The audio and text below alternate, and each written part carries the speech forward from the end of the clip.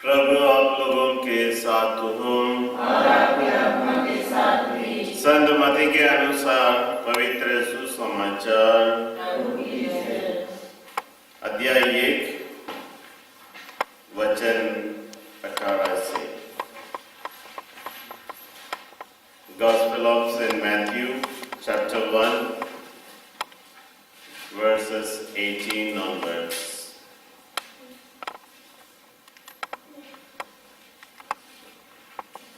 मसीहा का जन्म इस प्रकार हुआ। उनकी माता मरियम की मंगनी यूसुफ से हुई थी, परंतु ऐसा हुआ कि उनके एक साथ रहने से पहले ही मरियम पवित्र आत्मा से गर्भवती हो गई। उसका पति यूसुफ उसे चुपके से त्याग देने की सोच रहा था, क्योंकि वह धर्मी था और मरियम को बदनाम नहीं करना चाहता था।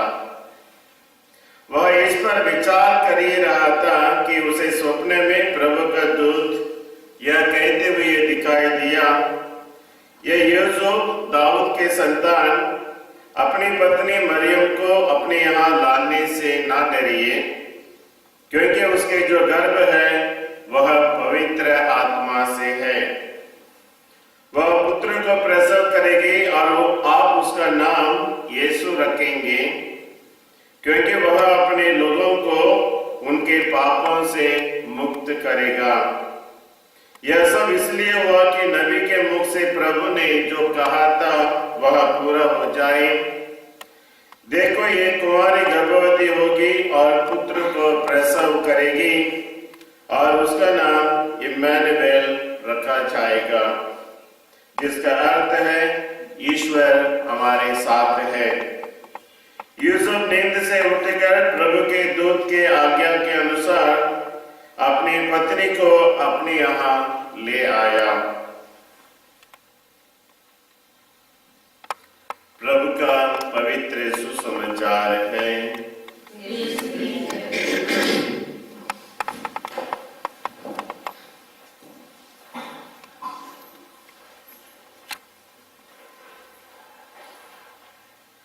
क्रिस्त में मेरे प्यारे भाई तथा बहनों,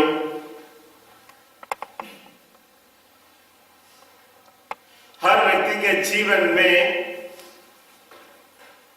शादी एक महत्वपूर्ण घटना होती है।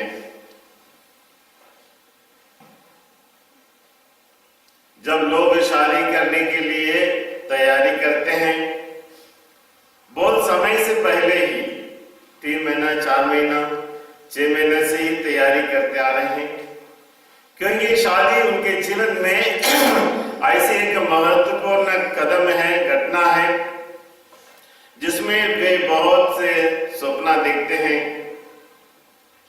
उनके जीवन में बहुत से आशाएं रहती हैं और अपने जीवन को कैसे खुशी और आनंद मनाने के लिए बहुत से विचार दोनों के दिमाग में, दिल में दौड़ता है।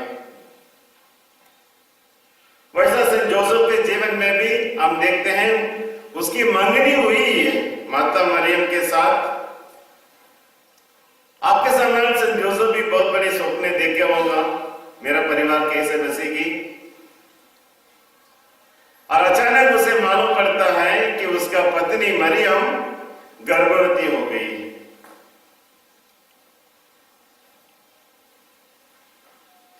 आप में से ऐसा कोई व्यक्ति है, अचानक आपको मालूम पड़े कि माता मरियम या अपनी होने वाली पत्नी गर्भवती है, उसे शादी करेंगे? सही में अचानक आपको मालूम पड़ा शादी के 2 दिन पहले सोनम गर्भवती है, आप शादी करते थे उनसे? कोई भी हालत से नहीं। तो ऐसा सेंट जोसेफ के जीवन में अचानक उसे मालूम पड़ा कि मरियम जिसके साथ वो शादी करने वाला है, अपने भविष्य का जीवन उसके साथ बसाने वाला है, गर्भवती हो गई। तो वह उसका जो सपना था टूट जाता है, छिन्न भिन्न हो जाता है। उसके जीवन में ये एक बहुत बड़ी बोझ आ जाता है, पूरे भार उसके सर पर। उसका भविष्य क्या होगा, उसी का खुशी का जीवन क्या होगा। जीवन में एक बहुत बड़ी समस्या आ गई। इस whole life is in a mess, अनेक प्रकार की समस्या आ गई। अभी क्या करना है? जब वह इस प्रकार सोच ही रहा था, स्वर्गदूत अचानक उसको स्वप्न में दिखाई देता है और कहता है, जोसेफ, जो तुम मरियम के बारे में सोच रहे हो, उसकी जो गर्भ है और किसी से नहीं मगर पवित्र आत्मा से है। उसकी ईमानदारी के बारे में तुम संदेह मत करो। वह आपको कभी बदनाम नहीं करेगी। जो बच्चा उसके गर्भ में है पवित्र आत्मा से है, इसलिए उसे अपनी पत्नी स्वीकार करने के लिए डरना नहीं, उसे स्वीकार करो करके आश्वासन देता है। फिर भी संत जोसेफ के जीवन में एक प्रकार के संदेह, हाउ टू प्रूव, क्योंकि पहले ऐसा कभी हुआ नहीं जीवन में, और इसलिए स्वर्गदूत उसे आश्वासन देता, कहता है तुम डरो मत। तो इसी प्रकार के टूटे हुए जीवन की समस्या ना केवल संत जोसेफ के जीवन में, तो देखते हैं मरियम और जोसेफ के जीवन की शुरुआत ही एक गड़बड़ी शुरुआत है कि नहीं साइमन? शुरुआत ही गड़बड़ी है, समस्या से घिरे हुए हैं। फिर भी हम क्या देखते हैं, इतने समस्या गड़बड़ी होने के बावजूद भी दे सिंग ग्लोरिया, महिमा के गीत गाते हैं। ना केवल मंगनी से समस्या हुई है, गर्भवती हो गई है, आगे चलकर हम देखते हैं संत जोसेफ मरियम को बेथलेहम की ओर ले चलता है, सरकार की नियम पूरा करने के लिए, अपना नाम दर्ज कराने के लिए।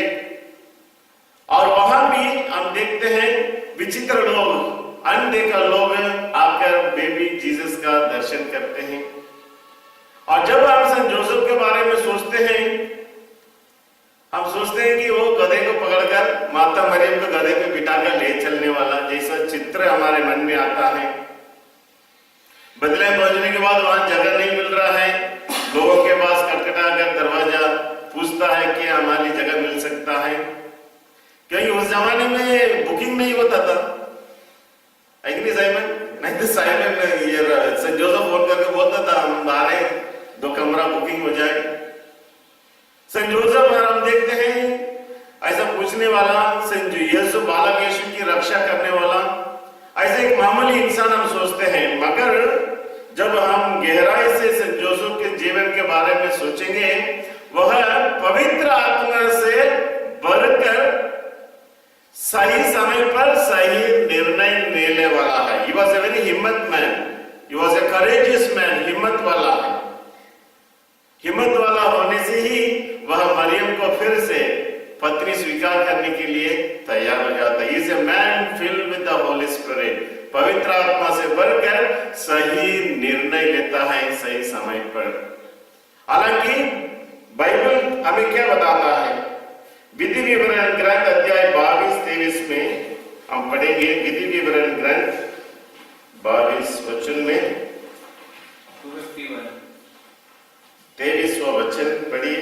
यदि किसी व्यक्ति को कुंवारी जिसकी मंगनी हो चुकी है, यदि किसी व्यक्ति को कुंवारी जिसकी मंगनी हो चुकी है नगर के अंदर मिले और वह उसके साथ व्यभिचार करे, तो तुम दोनों को नगर के फाटक के बाहर ले जाओ और दोनों को पत्थर से मार डालो। दोनों को पत्थर से मार डालो। तो संत जोसेफ को अच्छी तरह मालूम है कि यदि वह, हालांकि संत जोसेफ क्या करना था, अधिकारियों को जाकर बताना था कि मेरी पत्नी जिसको मैं शादी करने वाला था मंगनी हुई है, अभी वह गर्भवती हो गई, वह सूचना देना था। यदि वह सूचना दिया होता मरियम बचती नहीं। मगर वह संत जोसेफ सूचना क्यों नहीं देता अधिकारियों को? क्योंकि वह पवित्र आत्मा से भरकर एक ऐसा इंसान है, एक व्यक्ति है, वो किसी का बदनाम करना नहीं चाहता था। न्याय से भी बढ़कर, नियम से भी बढ़कर उसके दिल में मरियम के प्रति बहुत प्यार है। मंगनी मंगनी हुई जरूर, और यूसुफ मरियम से बहुत प्यार करता था। मंगनी से प्यार शुरुआत हो जाता है कि नहीं? साइमन को मालूम है, आ जाता है। जैसे मंगनी हो गई उसके बाद धीरे धीरे हेलो कैसा कैसा बातचीत चालू हो जाती है, प्यार बढ़ने लगता है। तो जब जोसेफ भी वैसा मरियम से बहुत प्यार करता था। हालांकि नियम कहता है दोनों को पत्थरों से मार डाला चाहिए, मगर जोसेफ जाकर अधिकारियों को शिकायत नहीं करता है। Don't complain. हम अक्सर कंप्लेन करते हैं, शिकायत हो ऐसा है ये ऐसा है, पर जोसेफ देखो पवित्र आत्मा से भरकर रहने से उसे सूझबूझ मिलती है, शिकायत नहीं करता है, मरियम को बचाना चाहता है। आगे चलकर हम देखते हैं विधि लेवी ग्रंथ 20:10 में, 20:10 लेवी।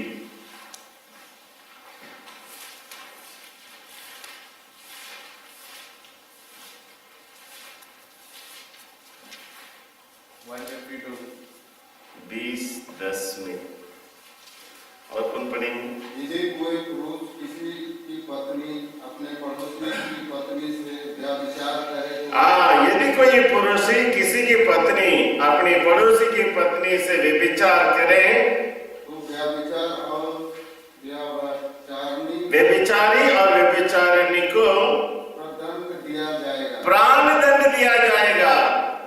प्राण दंड। तो यहूदी लोगों के बीच में यह नियम लागू था कि जो व्यभिचार करता है या करती है दोनों को कौन सी दंड मिलेगा? प्राण दंड।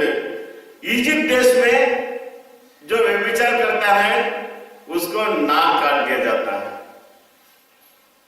पर्शिया में जो लोग व्यभिचार करते हैं उनका नाक और कान भी उड़ा दिया जाता है। और यहूदी लोगों की नियम था उनको प्राण दंड दिया चाहिए। इतनी बड़ी समस्या है।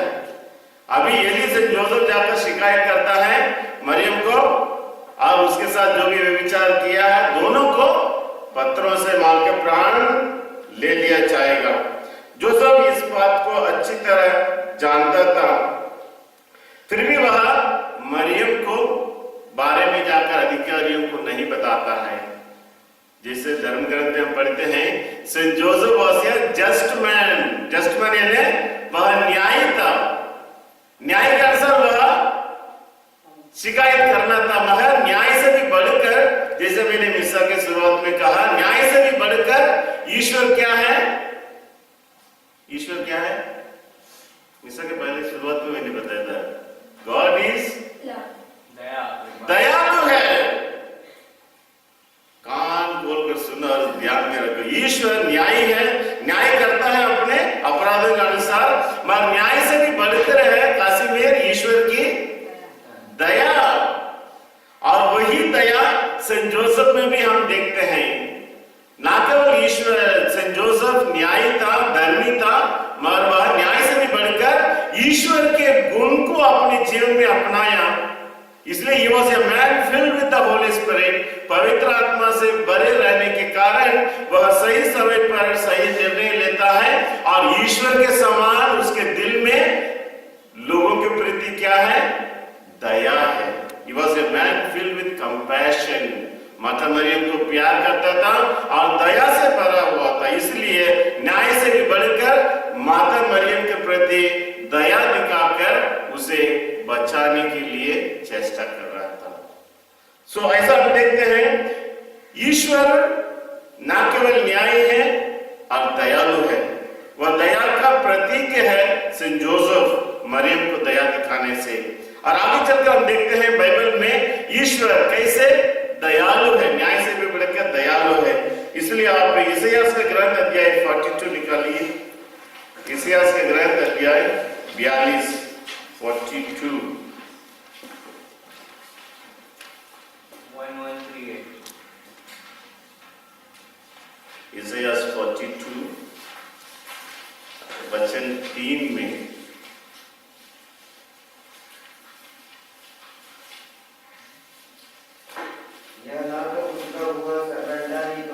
यह ना तो कुचला हुआ सरकंडा ही तोड़ेगा और न धुआंती हुई बत्ती ही बुझाएगा। ना धुआंती हुई ये बत्ती बुझाएगा।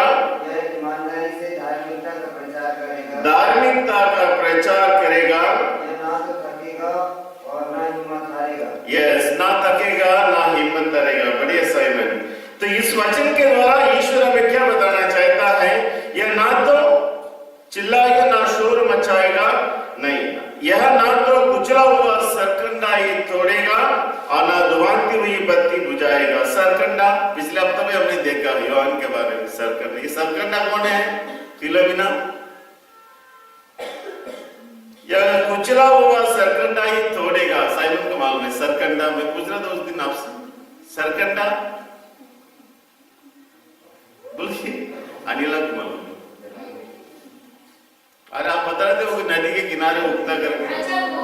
अच्छा वो नहीं, वही सरकंडा ने जो फ्लूट है, फ्लूट बजाते कि नहीं पुराने जमाने में? आजकल वो आधुनिक फ्लूट कैसे बनता है, पुराने जमाने में फ्लूट बनता है वो नदी के किनारे होने वाला बांस की जैसे जो बारीक सा छेद वाला लकड़ी रहता है, वो सरकंडा है।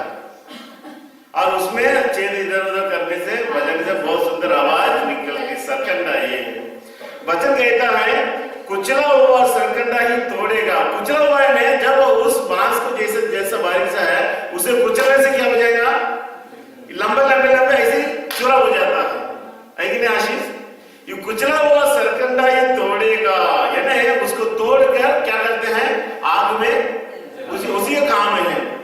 तो ईश्वर मनुष्य को इससे तुलना करता है। यदि हम मनुष्य इस प्रकार कुचले हुए हैं अनेक प्रकार की दबाव से, डर से, चिंताओं से, बीमारियों से, फिर भी ईश्वर क्या करता है? हमें आग में नहीं डालता है, ऐसा भस्म नहीं करता है, मगर कुचला हुआ सरकंडा क्या करता है?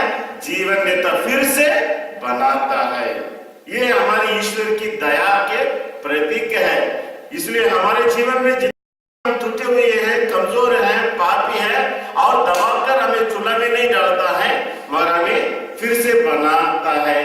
दया दिखाकर हमें फिर से बनाता है, नया जीवन देता है। और इसलिए दूसरा इतिहास में हमें तुलना करते हैं, धुआंती हुई बत्ती को बुझाएगा। धुआंती मीन्स धुआंती हुई बत्ती है। Yes, exactly. जब तेल खत्म हो जाता है, पुराने जमाने में आशीष मिट्टी का छोटे से कटोरा ऐसा रहता था, उसमें तेल लगाकर लोग जलाते थे, और जब तब तेल समाप्त हो जाता है, जैसा अनिला कहती है, उसमें धीरे से क्या होता है? अंगार बनी रहती है और धुआं। ईश्वर क्या करता है? उसे और बुझाता नहीं, मगर उसमें तेल डालकर फिर से जलने लायक बनाता है। तो ईश्वर इस दोनों चित्र के द्वारा हमें समझाना चाहता है, जब हम बुझने को है, हमारा जीवन मिटने को है, फिर भी हमें निराश होने की जरूरत नहीं, क्योंकि ईश्वर दयालु है, हमें जीवन डालता है, ईश्वर हमें शक्ति देता है। और इसलिए जैसे सेंट जोसेफ के जीवन में हम देखते हैं, उसके जीवन में भी अनेक प्रकार की जीवन, शादी के जीवन की शुरुआत बहुत कठिन रहा, समस्या से भरा रहा, फिर भी वह हिम्मत नहीं हारता है। क्यों?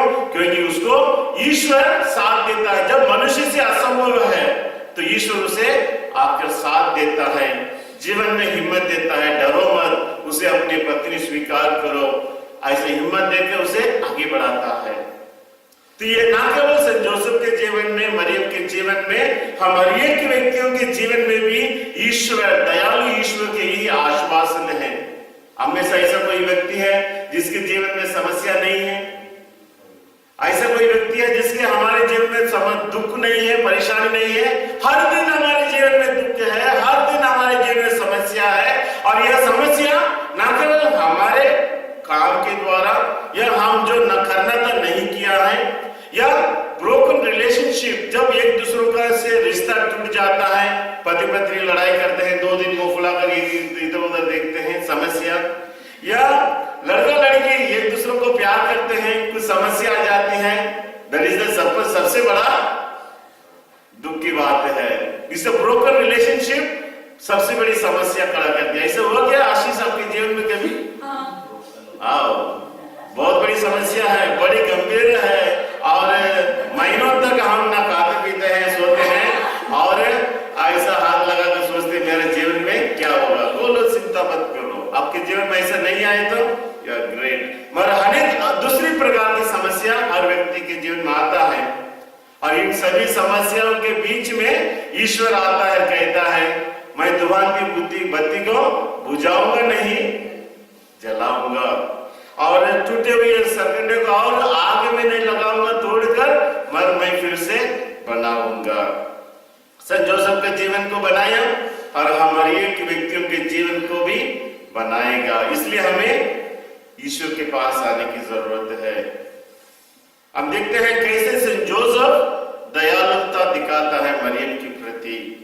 हम देखते हैं ईश्वर हम मनुष्यों के प्रति कैसे दयालुता दिखाता है। आगे चलकर हम देखेंगे एजेकियल नबी के जीवन में वचन 18 में, अध्याय 18 एजेकियल 18:31।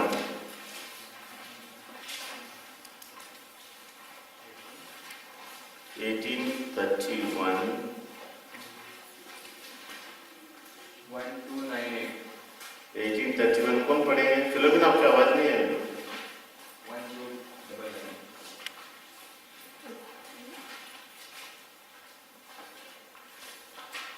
18:31। अपने बुरे पापों का अपने पुराने पापों का भार फेंक दो, एक नया हृदय और एक नया मनोभाव धारण करो। एक नया हृदय, एक नया मन का मनोभाव धारण करो। प्रभु ईश्वर यह कहता है, यस इस्राएलियों, ये इस्राएलियों, तुम क्यों मरना चाहते हो? तुम क्यों मरना चाहते हो? मैं किसी भी मनुष्य की मृत्यु से प्रसन्न नहीं होता, इसीलिए तुम मेरे पास लौट कर जीते रहो। मेरे पास लौटो और जीते रहो। ईश्वर नहीं चाहता कि हम कितना भी बुरा क्यों ना हो, कितना भी पापी क्यों ना हो, कितना भी बोझ से हम क्यों ना दबे हो, ईश्वर हमें जिलाना चाहता है। इसलिए कहते हैं इस्राएली तुम क्यों मारना चाहते हो? I don't want you to die. ईश्वर चाहता है हम जीवन जिए, और इसलिए वचन कहता है अपने पुराने पापों का भार फेंक दो। पाप का बोझ सबसे बड़ी, जिस व्यक्ति के जीवन में बुरे पाप है वह पश्चाताप नहीं करता है, पाप स्वीकार नहीं करता है, सबसे बड़ी बोझ है। दिन रात उसके दिल में, जीवन में चिंता बनी रहती है। पाप के बोझ के बारे में मैंने एक घटना बताई था, आपको याद है क्या? सिस्टर मरियम मेरी, पाप के बोझ के बारे में याद है? अलविन, कौन सी बात वो तो मैं पूछ रहा हूँ। काशिमिर याद है? एक बार याद है Saint John Mary Vianney, Saint John Mary Vianney संत है ना, एक बार पाप के बोझ के बारे में ऐसी प्रकार उपदेश दे रहा था, और एक आदमी 4 दिन के बाद आकर बोलता है फादर जी आपने तो उपदेश दिया, पाप का बोझ बहुत बड़ा होता है, मैं तो बेफिक्र रहता हूँ, अच्छे से सोता हूँ, खाता हूँ, मुझे कोई बोझ नहीं लगता। बोले आप क्या बोल रहे? बोझ है? कोई बोझ नहीं मुझे। संत जॉन मैरी वियनी ने क्या जवाब दिया? काशी में याद है क्या? मरे हुए लाश के ऊपर आप कितना भी वजन रखने से उसको वजन लगेगा? वाह, वजन नहीं लगेगा। वैसा ये मनुष्य तुम्हारी अंतरात्मा में ईश्वर की जीवन समाप्त हो गई है। तुम्हारा अंतरात्मा में ईश्वर के लिए जगह है ही नहीं है, इसलिए आप जितना भी पाप करो आपको वजन नहीं लगता है। ऐसे सही में सच्चे ना, वैसा मरे हुआ वो आदमी मरा हुआ है, वो चलता हुआ जीवित लाश है, उसमें ईश्वरीयता का इतना भी गुण नहीं है। इसलिए जितना भी वो हत्या करे, कितना भी पाप करे, व्यभिचार करे, उसको पाप के बोझे लगता ही नहीं। उस ईश्वरीयता तुमने जो खोया है उसे वापस लाओ। और इसलिए ये इस्राएल तुम क्यों मारना चाहते हो? मैं तुम्हारी मृत्यु से प्रसन्न नहीं होता। इस प्रकार हमारा अंतरात्मा जो ईश्वर की निवास स्थान है उसमें ईश्वर को बिठाना चाहिए, ना कि शैतान को, पाप को। और जब ईश्वर आ जाता है हमारे पापों का एहसास कराता है, इसे हमें लौट कर आना है। इसलिए वचन कहता है तुम्हारे पुराने पापों का भार फेंक दो, स्वीकार करो और फेंक दो, तुम एक नया हृदय, एक नया मन, अपना मनोभाव धारण करो। प्रभु ईश्वर कहता है, इस्राएलियों तुम क्यों मरना चाहते हो? इसलिए ईश्वर एजेकियल नबी के द्वारा अपनी दया का और एक रहस्य बताता है। मानो बता, मैं दयालु ईश्वर हूं, किसी भी मनुष्य का मृत्यु से प्रसन्न नहीं होता। इसलिए अपने पाप स्वीकार करो और एक नया हृदय, एक नया मनोभाव धारण करो। तो ईश्वर दयालु है, संत जोसेफ दयालु तो उसी प्रकार। और यीशु के जीवन में भी हम देखते हैं कैसे ईश्वर न्याय से भी बढ़कर दया दिखाता है। किसी की याद है यीशु के जीवन में ऐसी कौन सी घटना हुई जहां यीशु न्याय से भी बढ़कर किसी को दया दिखाते हैं? तेरे समय याद है क्या?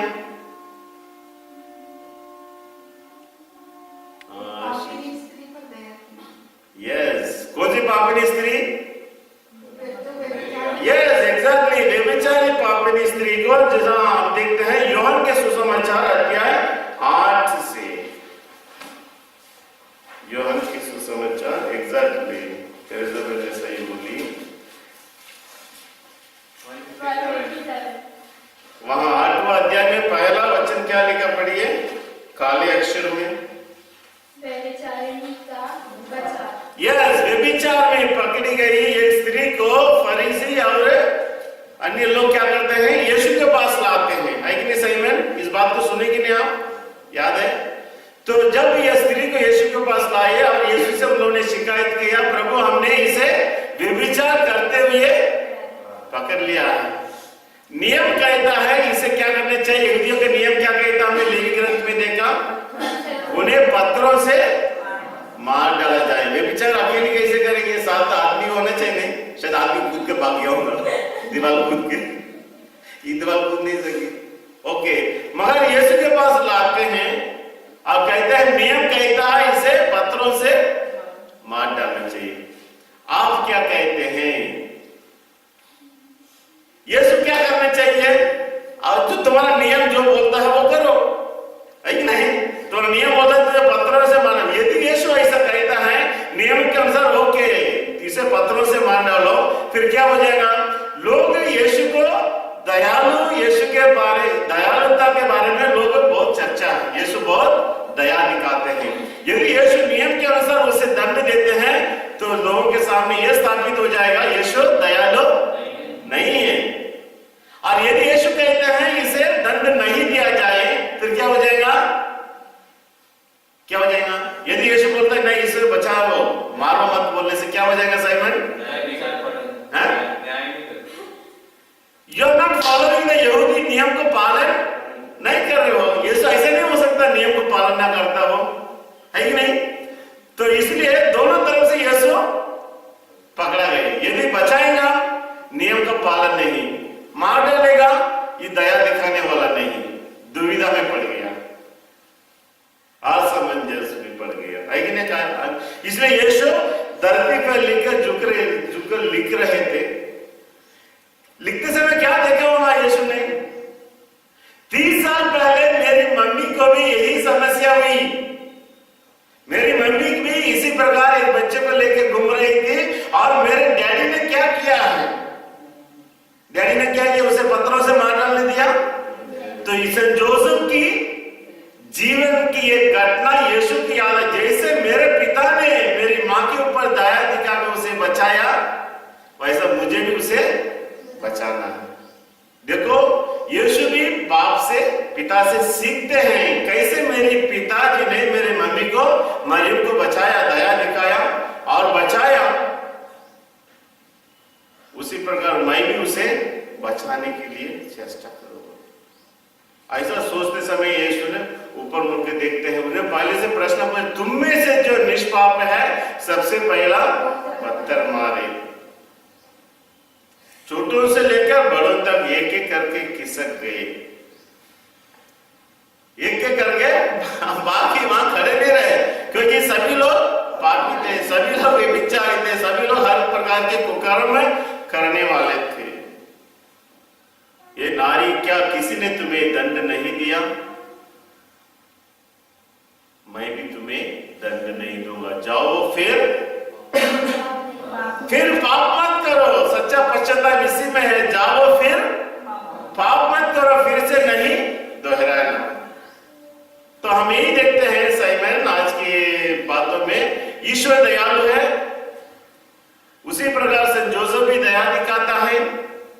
यीशु भी अपने जीवन में, हालांकि नियम के अनुसार उसे दंड मिलना चाहिए था, मगर नियम से भी बढ़कर यीशु हमें दया दिखाते हैं।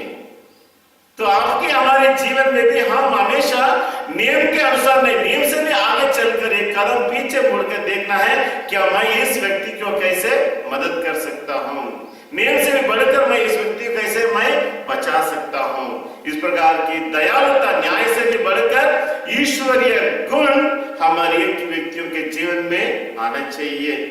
संत जोसेफ हमें यही सिखाता है कि हम कैसे दूसरों को जान बचा सकते हैं। मत्ती के सुसमाचार अध्याय 1:20 में हम पढ़ेंगे, मत्ती 1:20।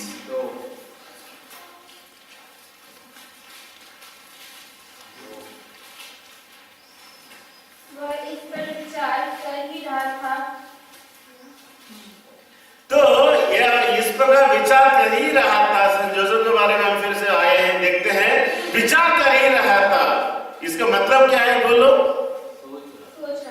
सोच रहा था। आगे चलकर आगे एक कदम आगे बढ़ के देखना था, क्या है विचार कर ही रहा था। इसका मतलब है उन्होंने निर्णय नहीं लिया है, इमीडिएट डिसीजन नहीं लिया, विचार कर ही रहा था, सोच रहा था। यदि वह व्यक्ति संत जोसेफ क्रूयल मैन होते, गुस्सा वाला होते और मारपीट करने वाला होते, तो क्या करता है? तुरंत जाकर डिसीजन लेता है, अधिकारियों को बता देता है और मरियम को पत्थरों से मार डालता है। सो सेंट जोसेफ वाज सोच रहा था, निर्णय ले रहा था, ईश्वर से प्रार्थना कर रहा था।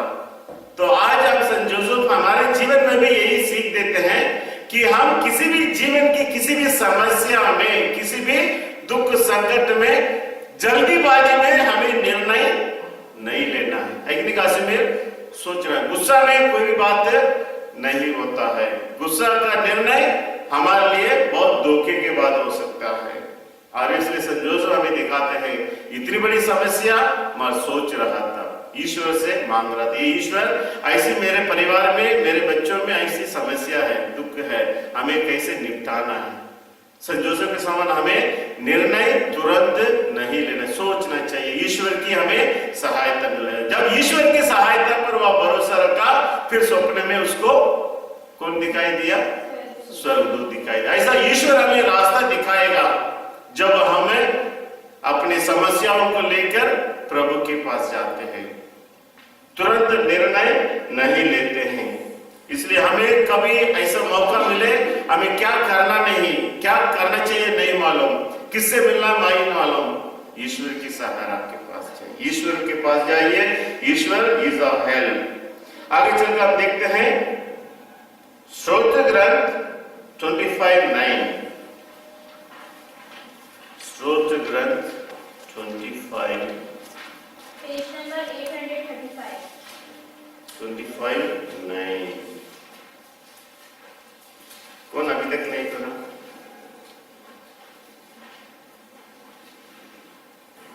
तो 25:9 पढ़िए।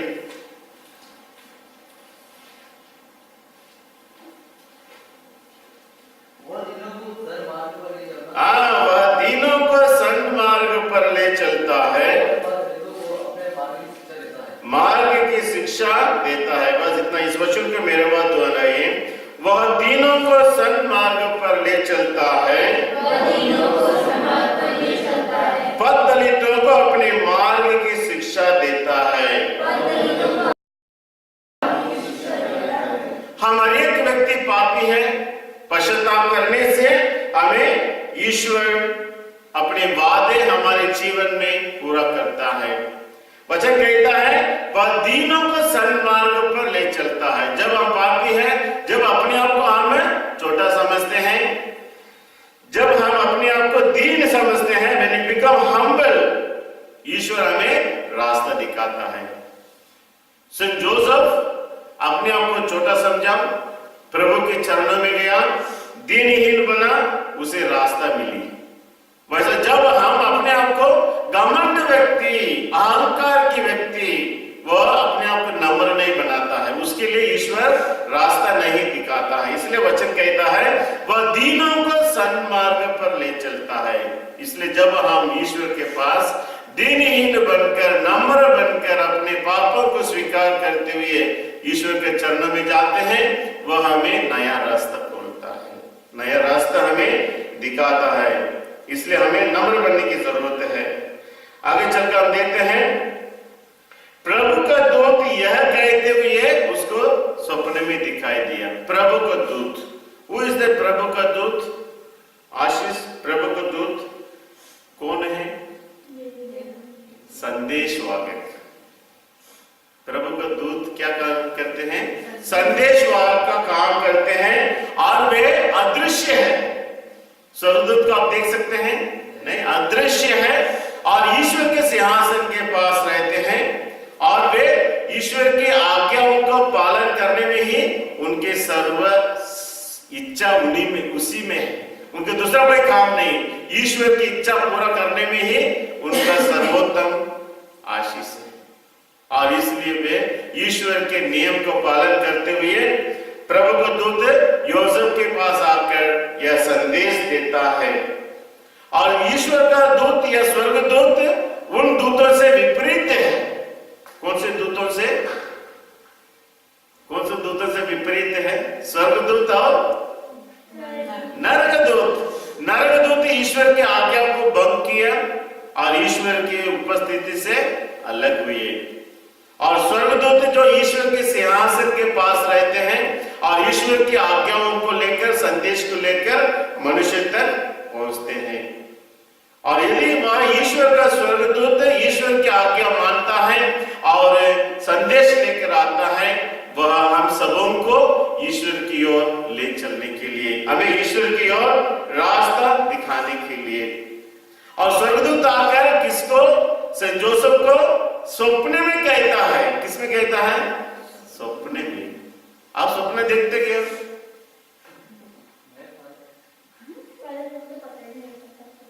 कौन कौन सपना देखते हैं? नहीं सब लोग। मैं भी एक बार सपना देखा 2 दिन पहले।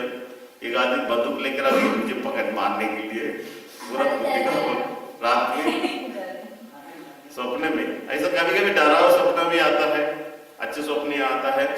मगर आजकल आपकी और मेरे लिए जो सपना आता है वो कुछ महीना लगता है क्या? पुराने जमाने में ईश्वर कहता है वचन, स्वर्गदूत सपने में दिखाई दिया। किसको? जोसेफ को संदेश देने के लिए, मरियम को अपना पत्नी लेने से मत डरो। और आजकल भी लोग सपने देखते हैं, और कोई भी लोग फादर इस सपने का अर्थ क्या है? कोई गारंटी नहीं है कि जैसे पुराने व्यवस्था में, पुराने जमाने में ईश्वर ने सपने के द्वारा लोगों से बातें किया, आज ऐसा कोई गारंटी नहीं है। इसलिए सपनों को लेकर हमें चिंता करने की जरूरत नहीं। फादर मैंने इतनी बड़ी सपने देखा है, सच होगा कि नहीं? नहीं, कोई गारंटी नहीं है, और बाइबल उसके बारे में हमें कुछ नहीं कहा। इसलिए हमें सपने से ज्यादा ध्यान नहीं देना है। पुराने व्यवस्था में जरूर ईश्वर सपने के द्वारा बात किया है। देखते हैं उत्पत्ति ग्रंथ 20:3 में। उत्पत्ति 20:3।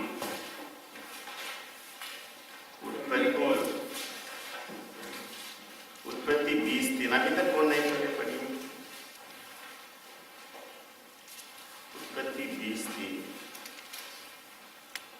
इस पर ईश्वर ने रात में अबीमेलेक को स्वप्न में दर्शन दिए और कहा, देखो तुमने इस स्त्री का अपहरण किया। नहीं, 20:1 से पढ़िए। इब्राहिम वहां से नेगेव प्रदेश की ओर बढ़ा।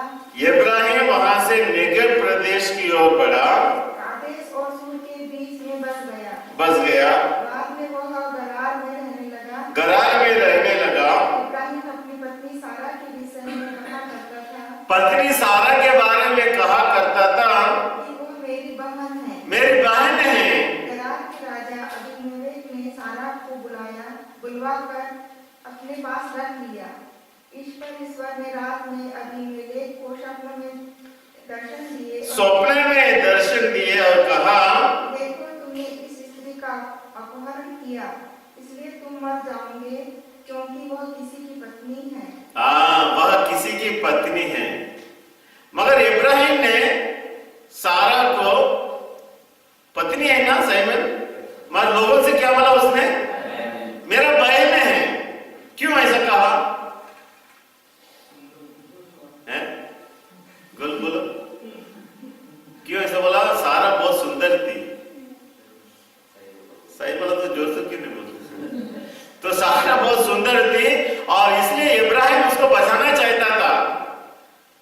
उल्टा किया, यदि वह बोलता मेरा पत्नी तो नहीं लेता, ये बहन बोला, इसलिए वहां का राजा अबीमेलेक ने क्या किया, उसे अपन करने ले गया और उसे अपने बिस्तर तक लिटा दिया। तब ईश्वर ने उसे सपने में दिखाई दिया, तुम जो कर रहे हो गलत है। कैसे बताया? सपने में बातें किया, है कि नहीं? तो उस जमाने में पुराने व्यवस्था में ईश्वर अपने संदेश लोगों तक पहुंचाने के लिए सपने का इस्तेमाल किया, मगर आज ऐसा नहीं है। आगे चलकर आप देखते हैं डैनियल का ग्रंथ अध्याय 7:1 में, डैनियल 7:1।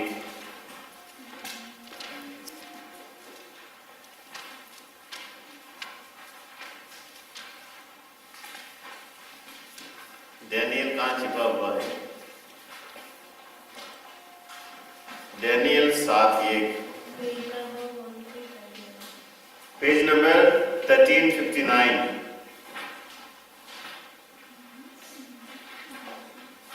कौन पढ़ेंगे? कोई भी पढ़िए जो अभी तक नहीं पढ़ा।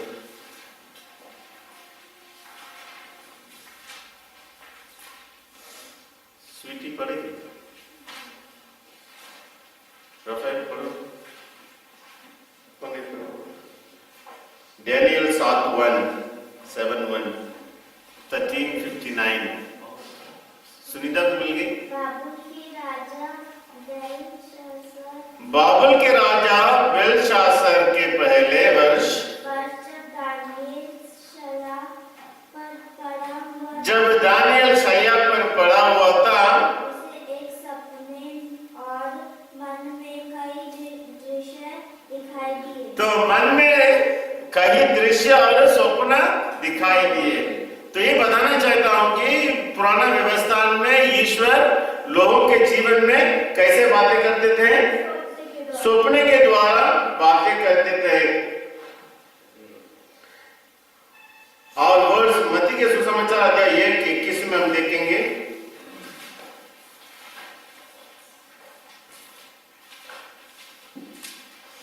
मत्ती 1:21। वे पुत्र प्रसव करेगी और उसका नाम ईसा रखेंगे, उसका नाम ईसा रखेंगे, क्योंकि वे अपने लोगों को उनके पापों से मुक्त करेगा। यस। तो यीशु का नाम क्या होगा? ईसा रखेंगे। ईसा क्या करेंगे? लोगों को पाप से बचाएंगे।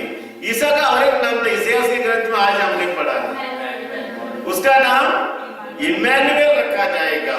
लोगों का अलग अलग नाम है। आशीष से कितना नाम है? कौन सा? मगर हर नाम के पीछे अर्थ भी है। तो इम्मानुएल नाम इतिहास में कहते हैं, इम्मानुएल जिसका अर्थ है ईश्वर हमारे साथ है, हमारे साथ रहने के लिए आ रहा है।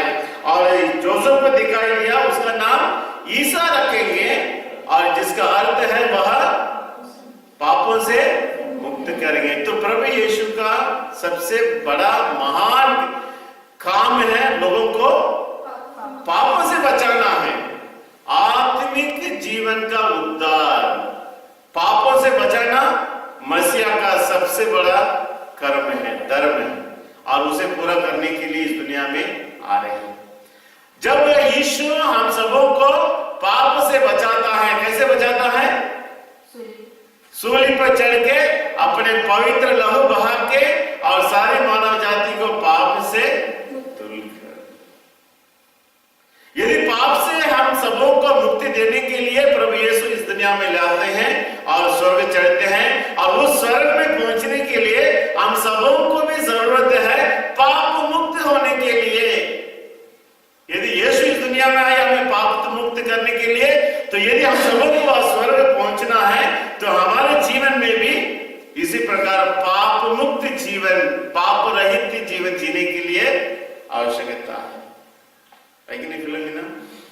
और प्रभु यीशु क्रिस्त का आगमन हम सबों के लिए ना केवल खुशी का समय है, आनंद का समय है, मगर हम सबों को पाप मुक्त होने का समय है। हर पाप से हमें मुक्त होना है, तभी प्रभु यीशु क्रिस्त का आगमन हमारे लिए लाभदायक होगा। इसलिए हम सब कोशिश करेंगे अभी समय आ गया है, सभी लोग अच्छा पाप स्वीकार करें, पाप मुक्त हो जाए और प्रभु यीशु क्रिस्त का आगमन हम सबों के लिए स्वर्ग का द्वार खोलने लायक बने। प्रभु यीशु क्रिस्त का आगमन हम सबों के जीवन में शांति के वरदान होंगे। और आज के प्रवचन से, आज के वचनों से हम यही देखते हैं, ईश्वर दयालु है और संत जोसेफ ईश्वर के समान दयालु बनता है। प्रभु यीशु भी न्याय से भी बढ़कर व्यभिचारी स्त्री के ऊपर दया दिखाकर उसे बचाता है। वैसा हम भी ईश्वर की आत्मा से भरकर संत जोसेफ के समान एक दूसरों के लिए दया का संदेश, दया महान वरदान है।